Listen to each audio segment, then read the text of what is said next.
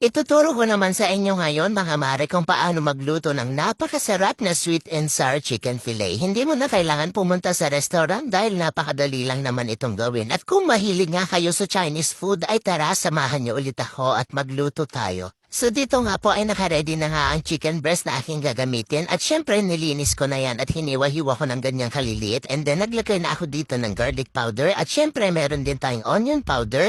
At para mas perfect ito ay naglagay pa ako ng Spanish paprika. And then imimix lang natin yan ng mabuti mga mare at after nyan ay naglagay pa ako dito ng 1 teaspoon of ground black pepper. And then imimix lang po natin ito ulit at pagkatapos nyan ay maglalagay na nga ako dito ng all-purpose flour, 1 tablespoon lang po and then cornstarch, 1 tablespoon lang din. At nag-add na po ako dito ng isang egg. Mimix lang natin yan ng ganyan mga mare at iseset aside muna natin yan dahil gagawa naman ako ng butter. Sa isang bowl naglagay ako ng isang kutsarang cornstarch at harina. At syempre naglagay din ako ng paminta at liquid seasoning para magkalasa ito. At syempre naglagay na ako dito ng water and then minix ko lang yan ng ganyan. At nang okay na nga ito mga mare ay inilagay ko na nga ito sa ating chicken. And then mix lang ulit natin yan na mabuti at isa-set aside muna natin. At sa isang bowl naman ay naglagay ako ng 4 na kutsarang banana ketchup. Naglagay rin ako dito ng brown sugar. At syempre soy sauce at maglalagay rin ako dito ng vinegar. At kumuha pala ako ng pineapple juice mula sa pineapple chunks natin. And then mix lang natin yan at isa-set aside muna at yan ang gagawin natin sauce mamaya. And then dito nga mga mare ay magpapainit na nga ako ng isang drum na mantika. At ayan na nga, nung okay na nga ang ating mantika ay isa-isa ko na nga rin inilagay ang ating chicken fillet. At ayan, ipiprito lang natin yan mga mare at wait lang natin po ito na maging golden brown. At pag golden brown na nga ito ay syempre hanguin na natin yan and then so on and so forth.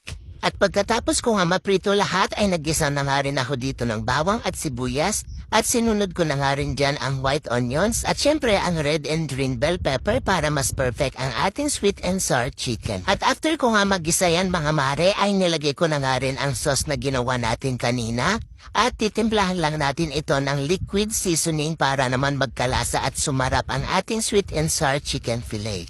At nang okay na nga ito ay naglagay ako dito ng 2 tablespoon of slurry or yung cornstarch na nilagyan ng tubig at para lumapot ang sauce nito. At pag malapot na nga ang sauce niyan mga mare ay syempre ilagay na rin natin ang ating chicken. Pwede rin naman po pala kayo gumamit ng oyster sauce or kahit ano pong pampalasa na gusto nyong ilagay ay okay pa rin po.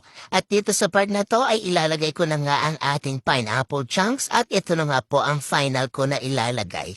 At ayan na, ito na nga po ang ating sweet and sour chicken fillet na napaka-perfect at napakasarap. Thank you so much again for watching my vlog. See you next Luto Serye. Please follow for more recipes. Thank you so much mga mare ko. Tara na at kumain na tayo. Mausok pa.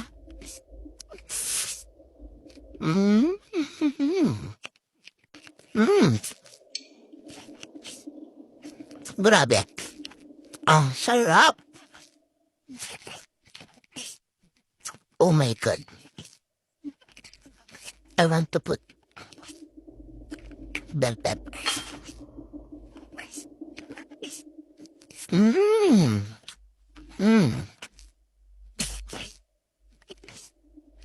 Ang sarap kasi yung chicken ang lambot niya.